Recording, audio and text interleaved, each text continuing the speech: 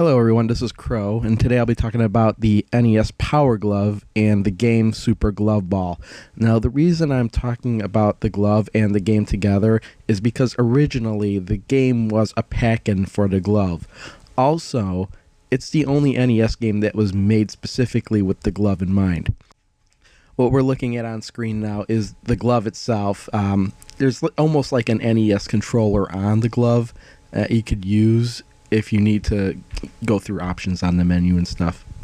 When you put the Power Glove on, it actually fits quite comfortably, but you do have to strap it on pretty tight to feel like you actually have control of the glove. Right here we're looking at the setup you need to actually use the Power Glove on your NES.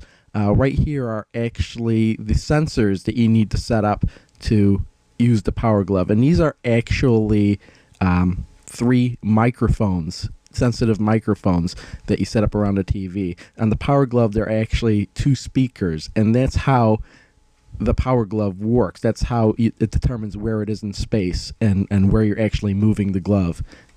And once it's all set up correctly, it works really well, I find.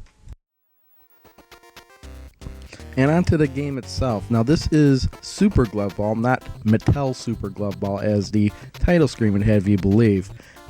Even though Mattel did produce this game, it was Rare that did develop it. Now, Rare also developed games like Banjo-Kazooie, Battletoads, and a whole bunch of really, really great games. And on the screen, you could actually see the glove floating around. I'm controlling that with the Power Glove. And basically, this game plays out like a 3D Arkanoid or 3D Breakout. You have 5 walls with blocks, and your goal is to break all the blocks on at least one plane of the wall. However, once I did that, I did get stuck for quite a bit because I had no idea what to do.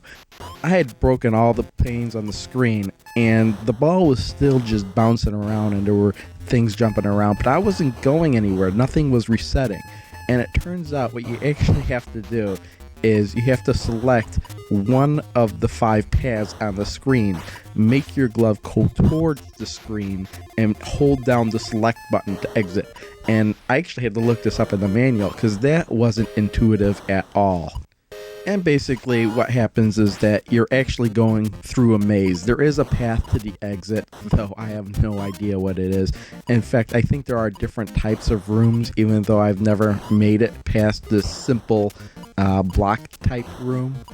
Because once I played 1 or 2 games, I really didn't want to play this again, especially with the Power Glove. Because as you're playing the game, you're actually holding your hand out in open space. And the game I played actually lasted over 20 minutes. And the whole time I was just holding my hand out in open space. And if you do that for a long enough time, your arm gets really, really sore. When I was looking at the instruction manual, I saw the picture they had of the kid playing the game, and they actually suggested you sit in a chair with arms and just rest your hand or your whole arm on the arm of the chair so you don't get tired. But ironically, if you do that, the game doesn't really feel as fun as it would as if you were actually holding your hand out there and moving it in open space. I thought that was actually a blast for a game that's over 20 years old. Yeah, it's around 20 years old. And I have to say how bizarre it is that this 20-year-old game feels a lot like a Wii game of today.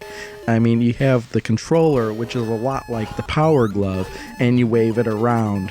The Wii controller is actually a lot more accurate and sensitive and can detect more motions and positions than the Power Glove. But the Power Glove is not too far behind that. I could actually see them coming out with this game on the Virtual Console and using the Wii remote like the Power Glove very easily. But for right now, let me get back to the gameplay. As you see, the ball is actually floating around in open space. Grabbing the ball and making it bounce off your glove is actually quite easy. When you see the ball come up, it actually turns a green color. Now, when it's that green color, that means it's in range of your glove and you can actually grab it. And the Power Glove actually works pretty well when you're grabbing. When you grab, the glove does close, and when you let go, it does shoot back out towards the blocks. And aiming it isn't really that hard once you get a hang of it. You can pretty much throw the ball exactly where you want. Well, maybe not exactly, but relatively close. It's well enough not to get frustrated at the game. With your glove, if you actually point your index finger out, or you could just hold the A button, your glove does fire bullets, and I think you have a limit of like 99 bullets or fireballs or whatever they are that you could use to shoot the blocks or the on-screen enemies themselves. There's also another move you can do that I really didn't do that often, but if you make your glove into a fist and basically punch towards the screen and hit the ball, that apparently does something. There are those question blocks on the screen, and those are basically these random power-ups. It could turn your ball into 3 different balls, or it'll do like kind of this invincibility move where the ball just starts moving around really fast and you don't have to hit it, but it just flies all over the place, hitting stuff like crazy. And when you get that in combination with the multi-ball, it's a really, really good way to clear out a lot of the room really quick. Now, part of the reason this game lasts quite a while is because of the number of balls and the number of gloves you get. I think you start out with 6 gloves and 6 balls, but you actually get 6 balls per glove, so once you lose a glove, you actually start out with 6 balls again. And you could lose a glove by actually losing all 6 balls, or if your glove loses all its energy. And your glove can lose energy by actually touching those creatures that are roaming around the screen. In later levels, you do have these bigger enemies that'll shoot at you. I encountered a witch, some weird thing driving a car. It's all really bizarre and abstract. But, you know, with this game, it's kind of like a 3D Arkanoid, and I really don't think it's bad at all. However, you do have the option of playing this game with a regular NES controller, and I would not recommend it at all. The control moves really, really stiff, and in order to move in the 3D area, you actually have to hold down different buttons. You have to hold down the B button to move forward. When you let go, it moves back. It just really didn't feel right at all. If I had to rate this game with using the regular NES controller, I'd have to give it like a 40 out of 100. But with the Power Glove, it is actually quite fun, and I'd have to give it like a 70 out of 100. It is very reminiscent of the Wii games today. I also want to make a point that there is a lot of bashing on the Power Glove. A lot of people say it doesn't work, it sucks.